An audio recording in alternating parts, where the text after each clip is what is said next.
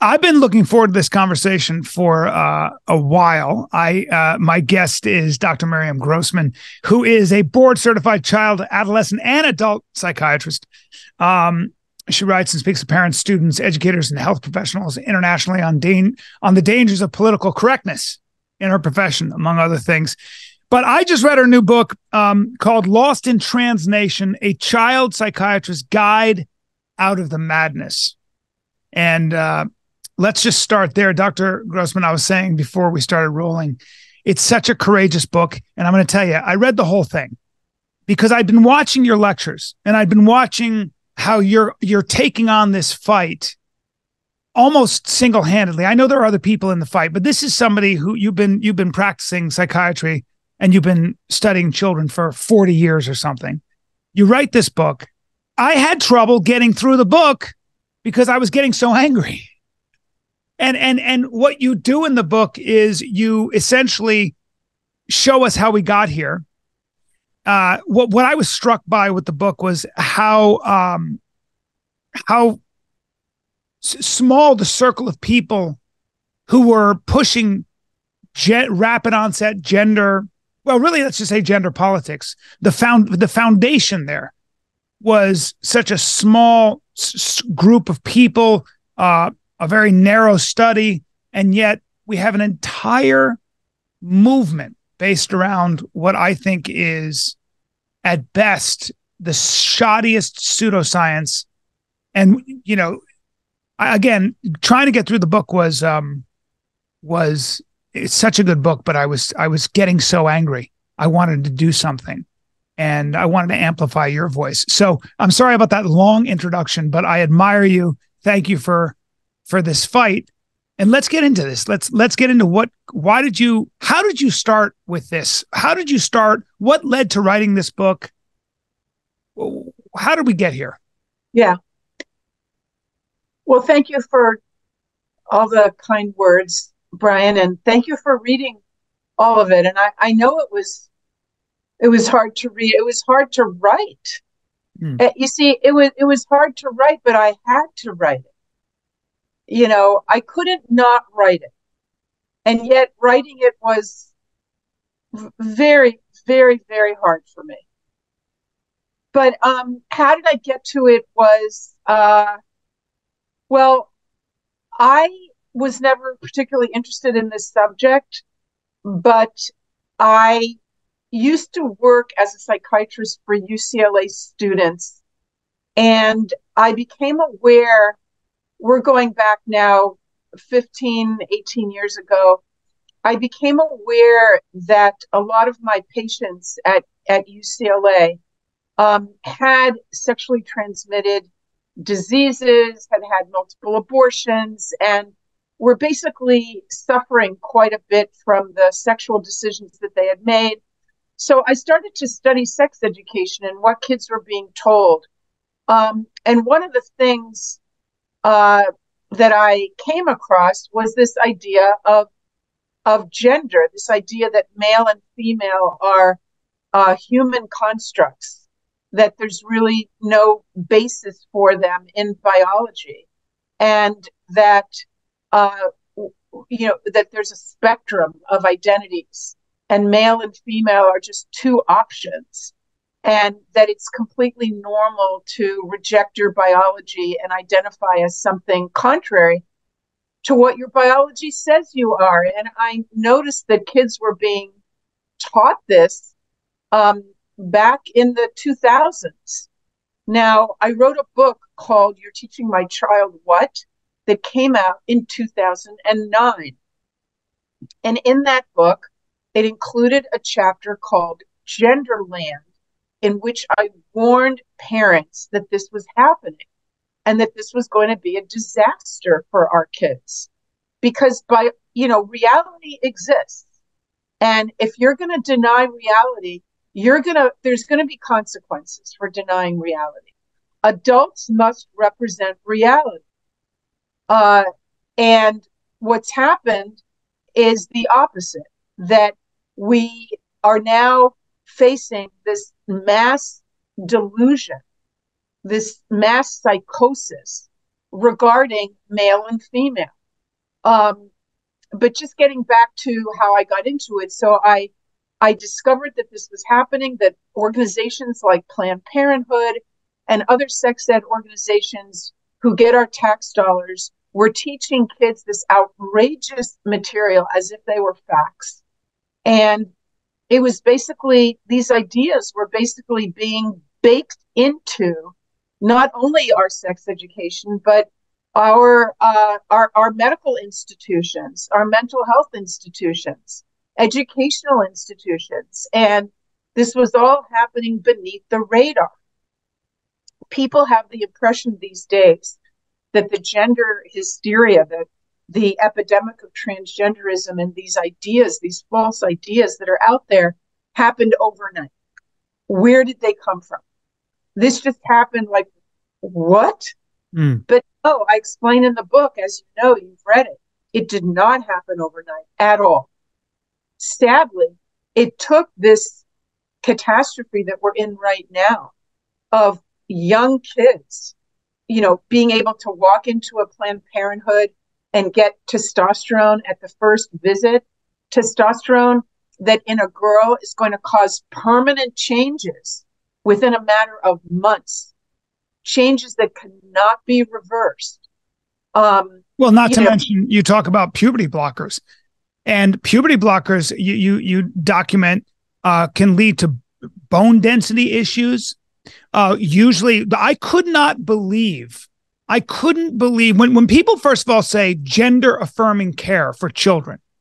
Okay, what a euphemism. What a harmless, kind way to label something, medical procedures that will render your child sterile. We don't know a lot of what it would actually do. We don't know. We know it probably leads to bone density issues. We also know that if you take the St. Louis Hospital for Children, which you do an expose on that, which I just can't believe they're not all in jail. I can't believe it. But they're almost always then given cross-sex hormones.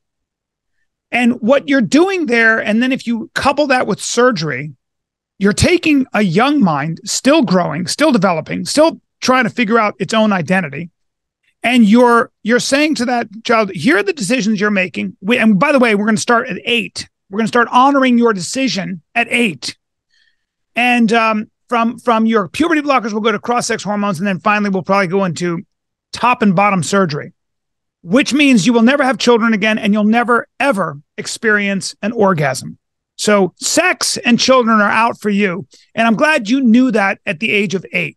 And when we talk about gender affirming care, that is what we're talking about.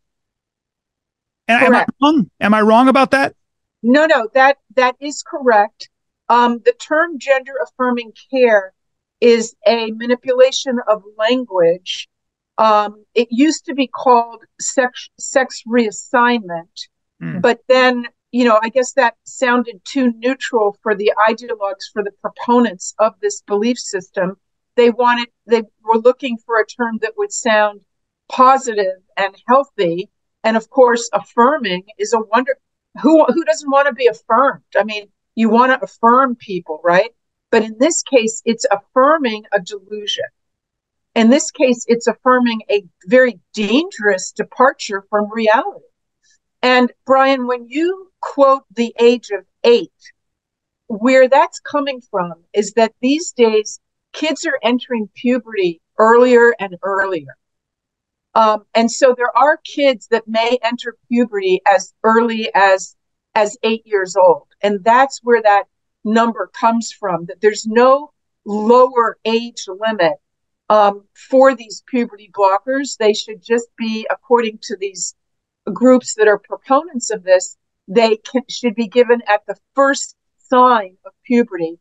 And some kids do exhibit the first signs of puberty as early as 8 or 9 years old. Okay, but so how in the world did we get to the point? Who are these people who are this either convincing or this forceful to get essentially all of mainstream media, all of academia, and now the science community to honor these categories? And how is it that when I say I believe in two genders, I'm labeled as far right or something crazy? Who in the world is controlling our language? Why is Google and YouTube and Instagram and Facebook, why are they going along with this insanity? This is not rocket science. If you are an adult and you want to go through whatever you want to go through, God bless. I believe in individual liberty. But the idea that we can't leave children out of this, and let's add another thing that you document so well. You're not allowed, if somebody comes to you and they're exhibiting a lot of comorbidities when it comes to mental health. For example, I want to have sex with animals, and I eat only celery. Oh, and by the way, I'm trans. You've got a kid who's obviously completely unmoored. I mean, there's no anchor to reality or stability for whatever reason. They might be autistic. They might have a host of other issues. They might have serious trauma. Correct me if I'm wrong, but as a child psychiatrist, you are not allowed to say, hold on, you're having this gender identity crisis. Let's take a look at whether or not this is mental confusion, of a comorbidity to mental illness, because that would be what, conversion therapy? Is that the case in most states or no? Am I wrong? Tell me I'm wrong. It's not most states. I think it's maybe 20 states that have regulations regarding conversion therapy. Let's just define what conversion therapy is. It's a term that was invented to refer to therapy that would support an individual in struggling against their same-sex attraction. That was the original focus of conversion therapy. And of course, I'm the first one that would stand up and say that we, cannot be using, any sort of techniques that are unethical or physical or abusive or anything like that, of course, in our patients. On the other hand, if people come to us and they say, and you know what, Bryan, this is an interesting thing. You see, if a patient comes in and says, I feel attracted to the same sex, and I'm upset about that because I don't feel it's really me. I feel that I actually am heterosexual, but my attraction to the same sex, my homosexuality, is coming from somewhere else in me, and I want to deal with that. You're supposed, as a therapist, I'm supposed to understand that person as having internalized society's homophobia. And so no matter what they say about who they really are, I'm supposed to understand it as, no, this person is gay or lesbian. They just have to accept it. Right. Okay. And it doesn't matter if they're 15 years old or 50 years old. But if someone comes in and says, and it's a normal, let's say a girl, a completely biologically normal girl, and she says, I know that I'm actually a boy. You're supposed to go with that. She's a boy. What do you want me to call you? What pronoun should I call you? So do you understand? So the child leads the psychiatrist. So the child is leading the conversation. Absolutely. But absolutely, the proponents of gender affirming care put the child in the driver's seat. But you see, it's so intellectually dishonest because in one case, when it comes to gender identity, the child knows better than anybody else. The child, doesn't matter the chromosomes, the biology, doesn't matter that last week this kid was fine being a girl. You have to listen to the girl and honor her identity. But if that same girl came in and said, I'm attracted to girls, but I don't feel that it's me. Oh, no. Then the therapist knows better. Mm. Do you understand? This is you're making so much sense. You're telling me that 2 + 2 is 4. How did we get to a point where the infrastructure of our society, Google, I mean, media, the medical establishment, the political infrastructure, at least on the Democratic side, the Democrats. How do we get to a point where these people are saying, Dr. Grossman, you're wrong, and these activists over here who've never even studied this are right? Because you don't have to speak on that, because that might be a longer, who knows, there's a lot of things, because I do want to get in the book to the origins of this, to the people that came up with the notion and used the words gender for the first time. But do you have a point of view on how our society and now our world, at least in the liberal democracies, have embraced this gender spectrum? And it's become a religion, by the way. It's a religion. It really is a religion. Well, and I agree. It's a system of beliefs. And in my book, I list the 10 articles of faith of this belief system. But to answer your question, there's been a very successful crusade, a crusade of, backed by ideologues who wish to foist their beliefs on the rest of society, who are motivated to do so for whatever reason, whether, it's, I know that you had on, what's his name, about the transhumanism guy. You just had him on. He wrote the, I have it right here, Dark Neon. Who was it? Yeah, was it Alan. Last name is Allen. Yes. No, was it? He wrote this sort of like proving science, God exists through science. Is that who we're talking about, or no? Okay. I'm sorry. Maybe I'm getting confused. I'm on a lot of interviews, so maybe. Yeah, no worries. But in any case, we're just getting to this crusade and how it's very successfully made its way, very aggressively, backed by a lot of money and powerful people. Now, there's a lot of profit to be made off of each of these children that is indoctrinated. Each child that goes on puberty blockers, and then almost every child going on blockers, are going to continue onto cross-sex hormones. Once you're on cross-sex hormones, you're on them for life. My God. Okay. And this is a form of child sacrifice. I mean, I'm sorry to be biblical about it, but anyway, sorry.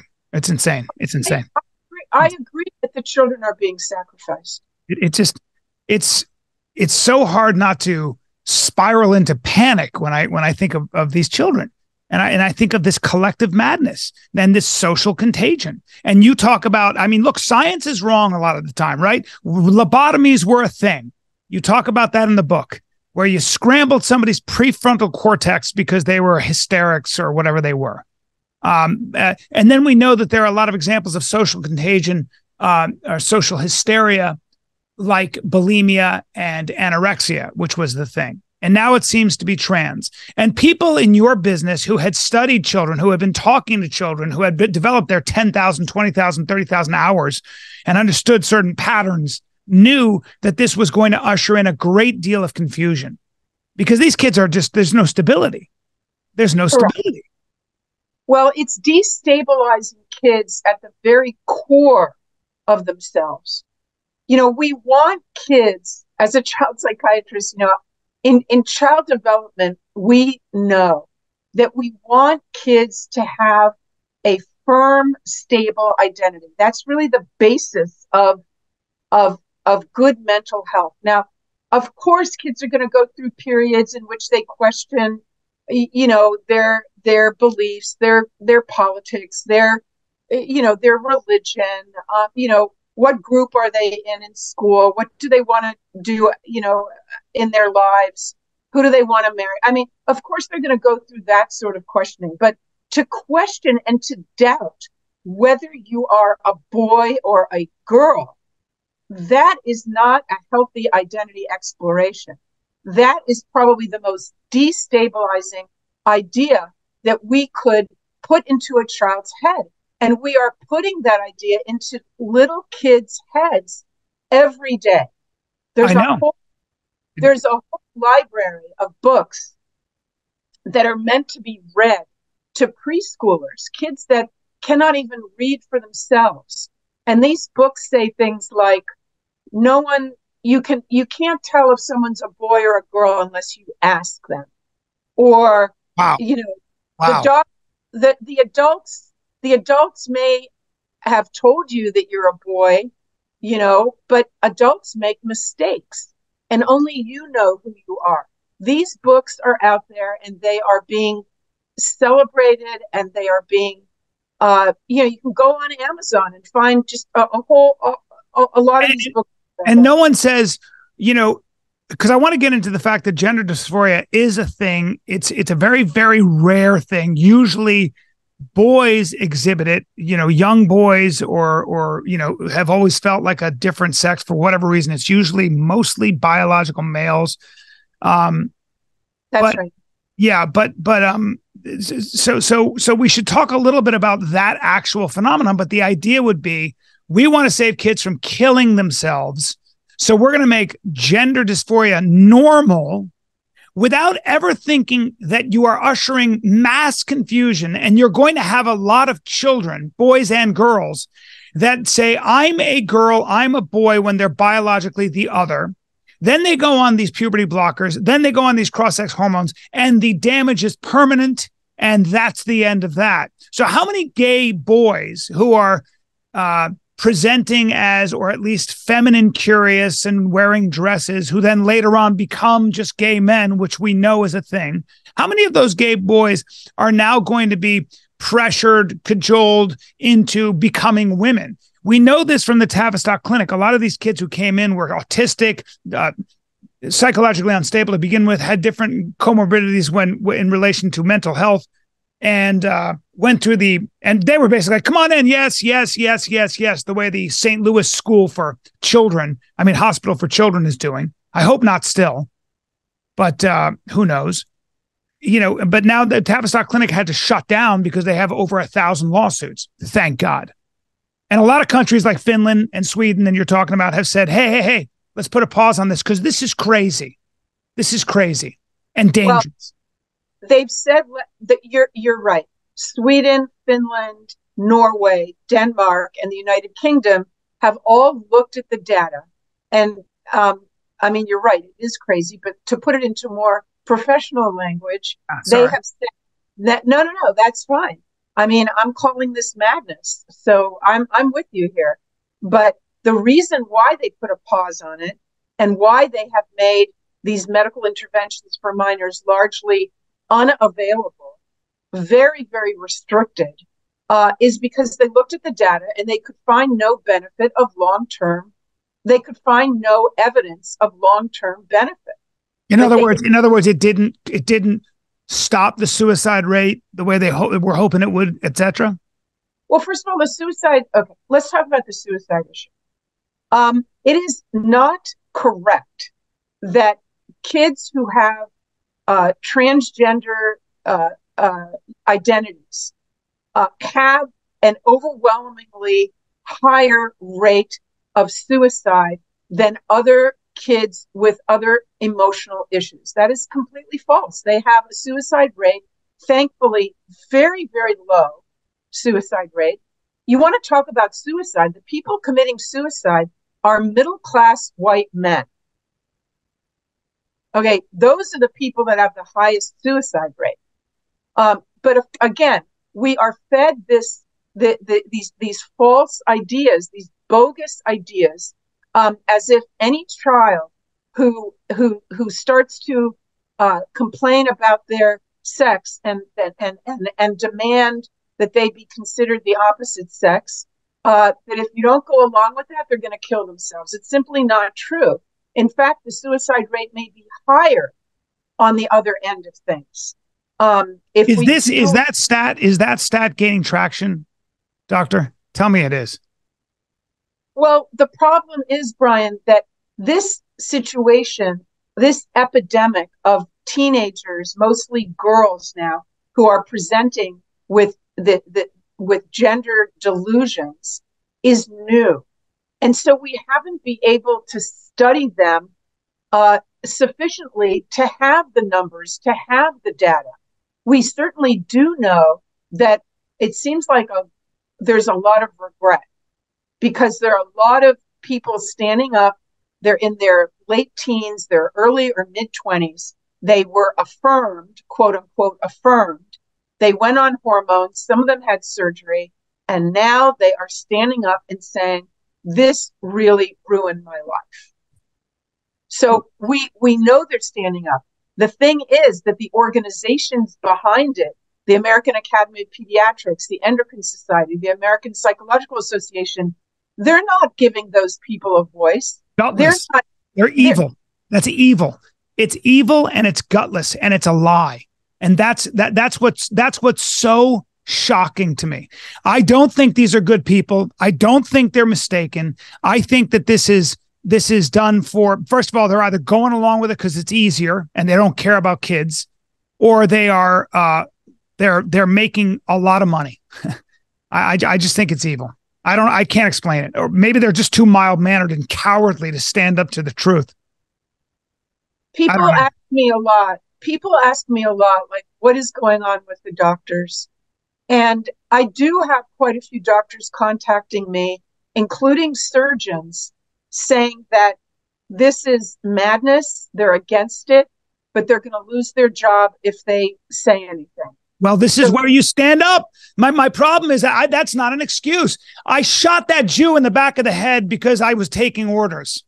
Look, there is a point in your life as a human being, you've got to define the lines you're willing to fight for. It's how you define yourself. You're not a person then. You don't stand for anything.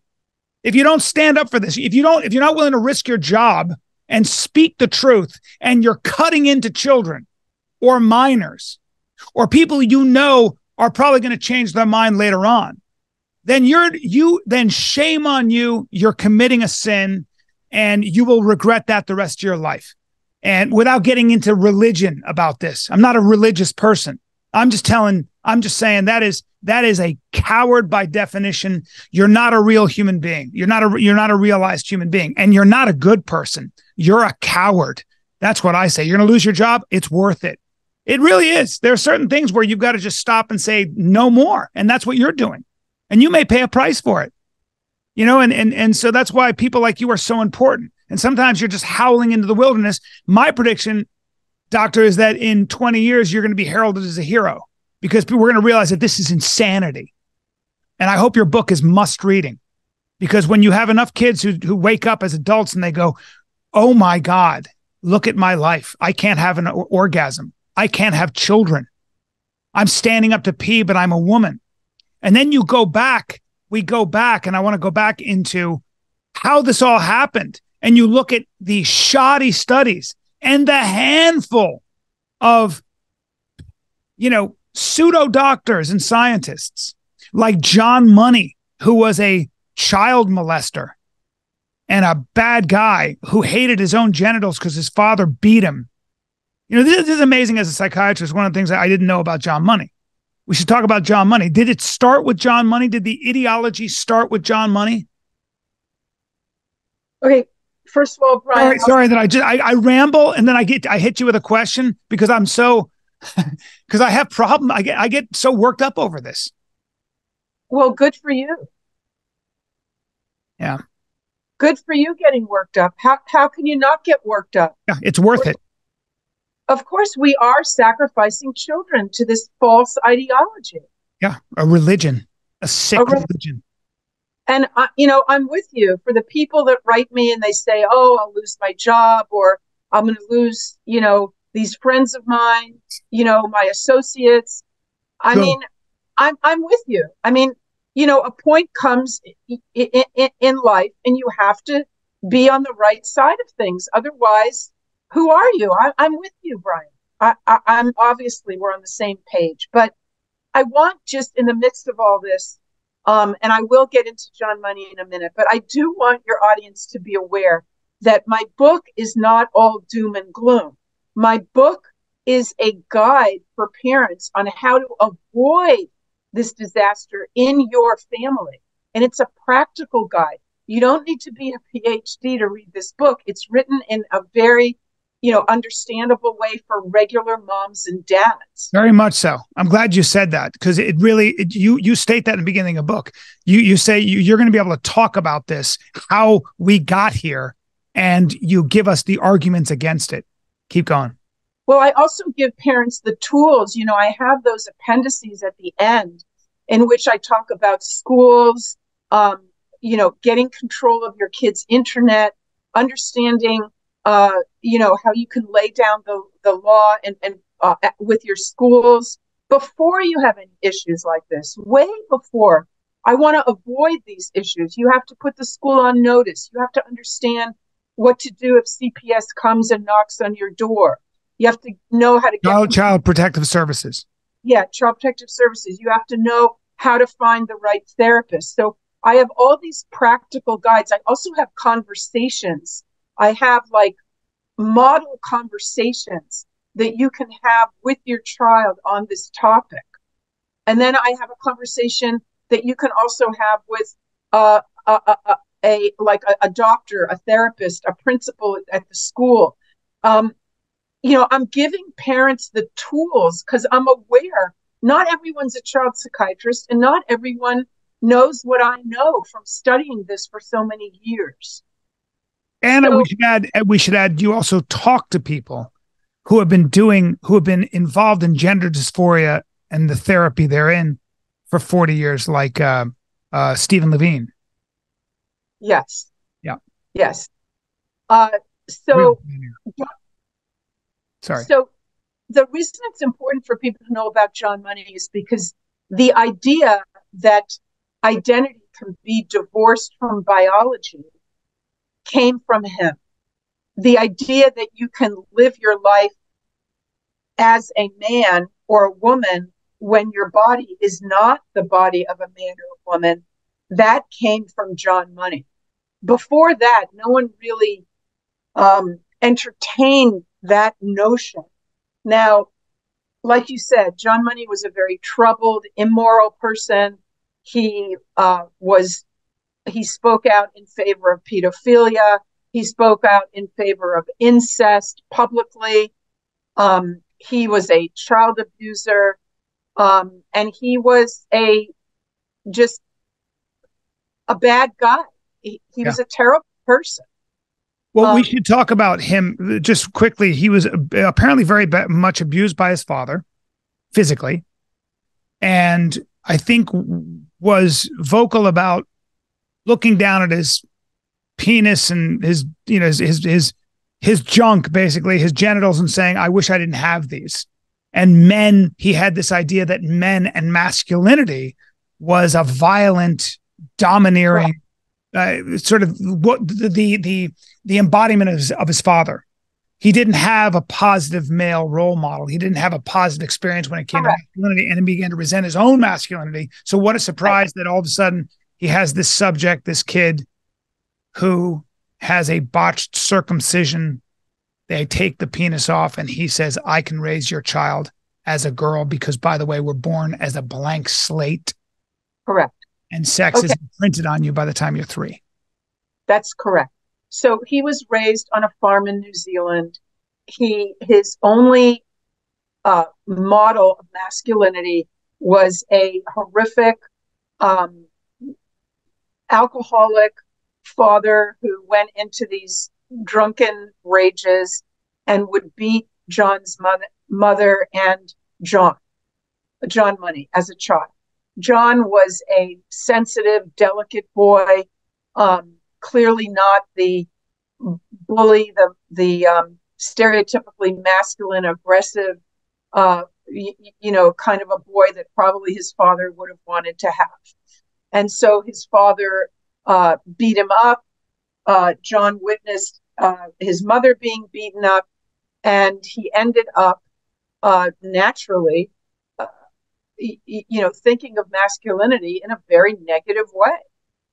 And so he wrote as an adult how he considered his own masculinity to be vile, his own genitals to be vile. And he felt that the world would be, that women would be better off if not only animals, he wrote, but men were castrated. I mean, he grew up on a farm watching animals being castrated. So he had this idea that castration would be a positive thing. Now, he grew because he saw how how your endocrine system affects your state of mind and who you are. Of course, right. If you castrate animals, they no longer have the testosterone, that's creating the aggression and all the rest of it. So this is the father of transgenderism. That's correct. That's what's incredible. Right. So, many people will go into, when they pick what field of study they wish to pursue, it's related to solving some sort of emotional issue that they have. And so this is very much the case with John Money. He was drawn into the study of kids who are what we used to call hermaphrodites. We now call intersex, very, very rare, 0.02% of births of kids who are born with ambiguous genitalia that are not clearly male or female. So he became very interested in this subject. He wrote his PhD on this subject, and he opened up a clinic at Johns Hopkins University specifically to help those families that had kids who had some sort of, now mind you, if you're born with abnormal genitalia that are not clearly male or female, it means you have a medical condition. Yes. And they give you hormones to make that difference, right? To go either male or female, right? Is that how it works? The point is, the child has to be studied. They have to look at the chromosomes. They have to see what's going on with this child and make a decision of how they should best be raised as a boy or a girl. These days, things are different. But back in John Money's day, it was considered an emergency. You have to very quickly make a decision about whether the kid should be raised as a boy or a girl. Now, so John Money became very interested in this. But you see, what he did is he made this tremendous leap. He went from the kids who have a genetic abnormality or a medical or chromosomal abnormality, and he applied his theory to everybody. Yes. So sorry to stop you, but an intersex person, a hermaphrodite, would have XY, X chromosomes, XX chromosome, XXY. How does that work? Okay, there's many intersex would include many different conditions. Some of them have to do with the chromosomes, okay. And some have to do with the hormonal system. Got it. Okay. So go back to what you were saying about. Okay, so what John Money did is he proposed that every child is born, as you said, a blank slate, and that whether they end up feeling male or female has to do with how the messages that they get from society, from their parents, their teachers, their siblings, and so on. That there's nothing inherently biological about being male or female, except a few anatomical, elements that are different. Men have a penis, men grow a beard, women have breasts, they menstruate, they get pregnant. Aside from all of those things, we are a blank slate. That was his proposal. And he had no way of proving it. You see, John Money was an extremely ambitious, driven guy. And an egotistical to the point of being, pathologically egotistical. And he wanted the world's attention. He wanted his theory, his revolutionary theory, that male and female were all in the mind. And it was all based on how a child is raised. Okay, so it's the nature versus nurture argument. Nature being biology, nurture being society and how you're raised. Right. So he came along and said, nature is not important. It's all nurture. We should state that this flies in the face of almost all the science available and the years of literature. Okay, but that science wasn't available when John Money came up with his theory. Right. So it was the raging debate, wasn't it? This was really the raging debate all the way up through the 70s, because Steven Pinker wrote a book called Blank Slate, which I read about that. And those anthropologists that went down, I think, and studied the Yanomamo or the certain tribes in Brazil, and found that the men were prized for their aggression. They'd never had any contact to Western society, white people, and they were the ones that had taken the most heads were the ones that bred the most, and that was heretical.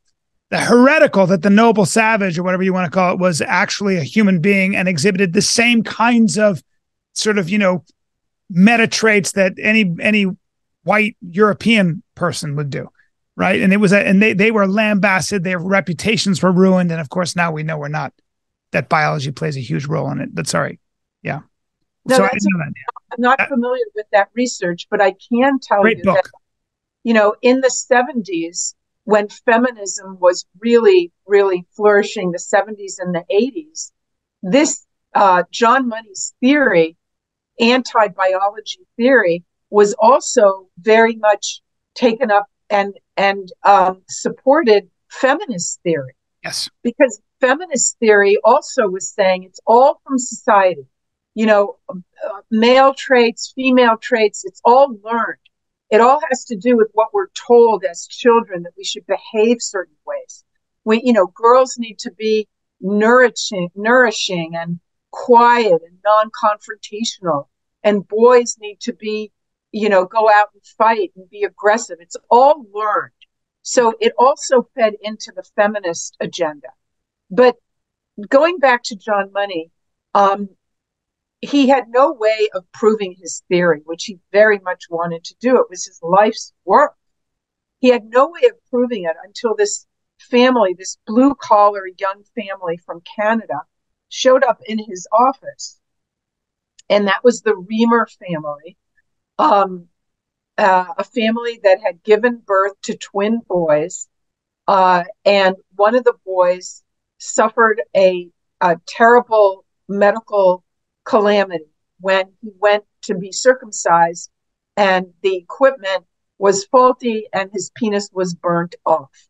So this young couple, they were 20, 21, they were left with a boy who was fine and a boy whose penis had been burnt off. Jeez. They were at a loss of what to do, as you can imagine. And then they were watching television one day, and John Money came on there, and understand that John Money was very sophisticated and a smooth talker, and made an incredible impression on these parents.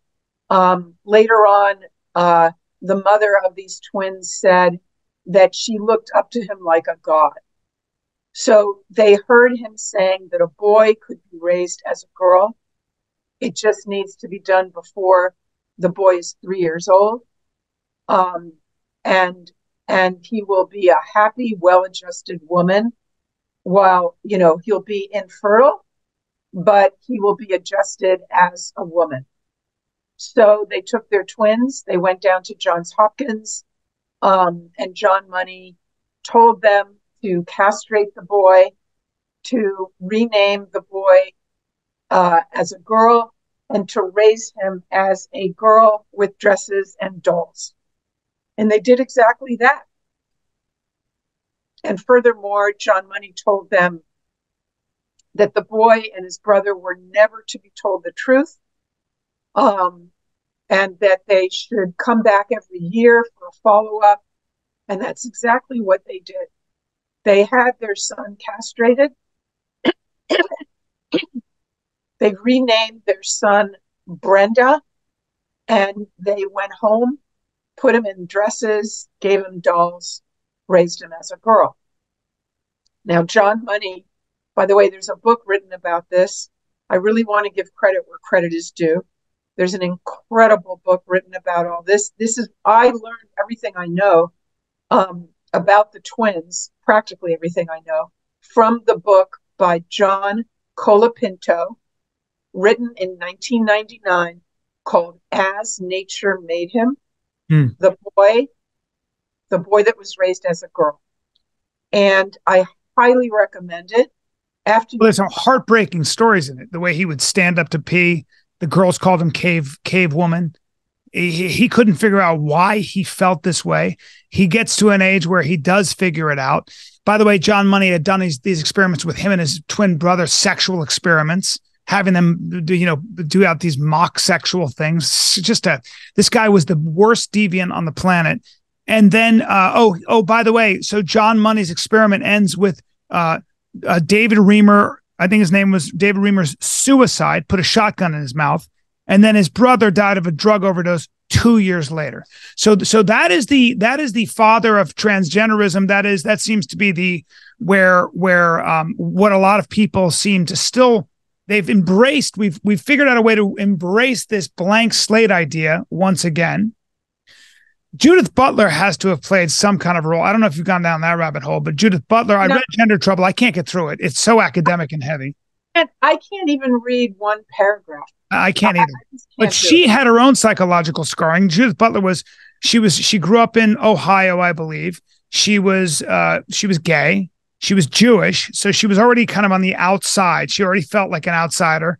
Obviously very intelligent, but she was probably always kind of like, in general, in Ohio, blue-eyed, blonde-haired, Protestant, Ohio, and you're born into a Jewish intellectual family. You're gay. You're very intelligent. And by the way, her uncle he was put in a mental institution for exhibiting, I guess, what she described as gender dysphoria. So that sent her down the rabbit hole. So it's very interesting to me that a lot of these people had their own psychological scarring, their own psychological trauma, and it informs their entire life, all their work. And what I think is amazing about this is that one man, one woman, with their ideas, they turn their psychological trauma into an entire theory. And 30, 40, 50 years later, it's just wreaking havoc, and this is the way ideas work. They kind of they infect the collective mind, probably like Gadsden says, like a parasite, like a virus, if you will. But so yes, it is a mind virus. So just so your audience understands that Brenda David was never comfortable in the girl persona, and was miserable, and became suicidal, in fact, as he entered puberty and was placed on estrogen in order to grow breasts. And Dr. Money, every time they would meet, he'd say, now you need to have an operation. You need to, this operation is going to give you a vagina.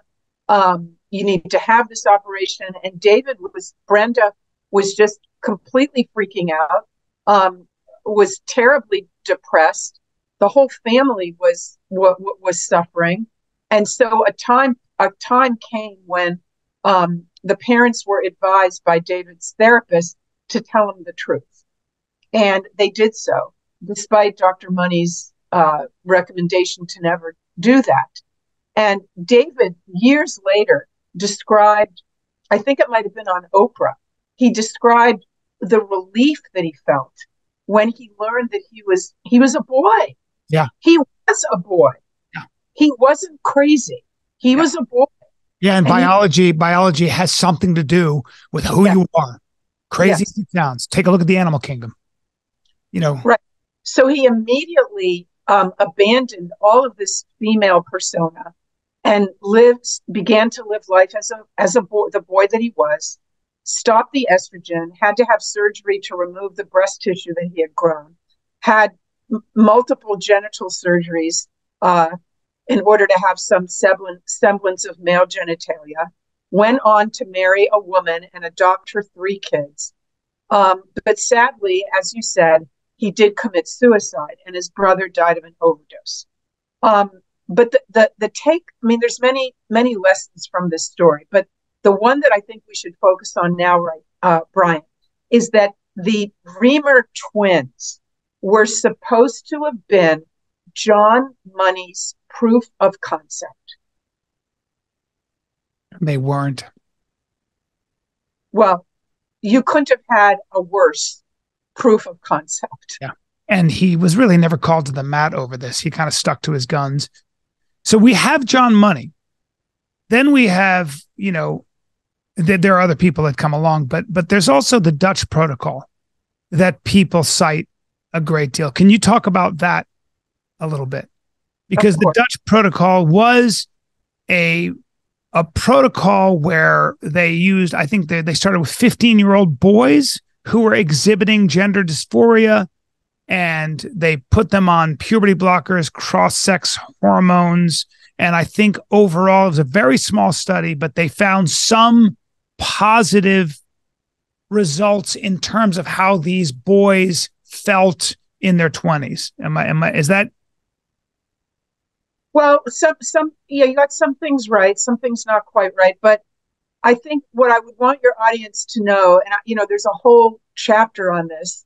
What I want them to know is that so-called gender affirming care with medical interventions of minors is based on this one small study. One small study. That's it. Yes. Never been replicated. The results have never been replicated. But maybe even more importantly, the study was done on a population that is very different than our current population. That study in Denmark, you see, what happened is that not in Denmark, I'm sorry, in Holland, you see, until recently, the only people that could have sexual reassignment done were adults. There was no doing this on minors. And what was noticed by the practitioners that were, helping out these individuals as adults with medical interventions like hormones and surgery, is that a lot of them still were not doing well. Most of them were men. They were living as women, but not successfully. They still, because they had gone through male puberty, their voices were low. They had facial hair. They had, large hands and large feet and broad shoulders. They were tall. All those things happened because of the testosterone surge during adolescence. And the studies on these individuals showed that they were still suffering from mental health issues and high rates of suicide. So the practitioners in Holland said, maybe if we can identify these people before they enter puberty, right, or when they are in puberty, and then we can stop the puberty before all those dramatic changes, maybe they'll do better. So they lowered the age to 15. They lowered the age at which they were going to give, you see, puberty blockers were already being used in kids who develop puberty at a very young age, precocious puberty. Kids who are 5, 6 years old start to develop breasts and, hair under their arms. This is something we do not want. So we give them puberty blockers, and puberty blockers go to the brain and prevent the release of the hormones. And so these practitioners in Holland were saying, okay, let's use puberty blockers in a new group of people, not kids who have precocious puberty, because they have a medical disorder, but kids who have gender identity disorder is what it was called at that time. Let's try it out on them. But these were kids who were physically completely normal. It was the first time that blockers were going to be used on normal kids. Got it. And how many kids, how many kids were in this study? Well, originally they picked 70, and then it went down to 55 because they eliminated kids for all sorts of reasons, like maybe they were issues. Yeah. Maybe they had autism. They only wanted kids who did not have significant mental health issues. So 55 children, talk about a small study, 55 children. and the results were less than promising. Yes. Yes, the results were, well, first of all, the results did not get published for a very long time. There was some improvement in some measurements, but there was a lack of improvement in other measurements. And unfortunately, although the results were not published widely and were not overwhelmingly positive, this idea of youth giving youth blockers followed by cross-sex hormones was immediately taken up in clinics. Well, there were very few clinics, though, Bryan. You have to understand that when this was happening in the 2000s and the early, the early 2010, 11, there were only 4 clinics in the entire world. That's how rare it was. And yeah, I think it was something like 9 kids, and then went up to 3,500 a year or something just in one clinic alone, like Tavistock.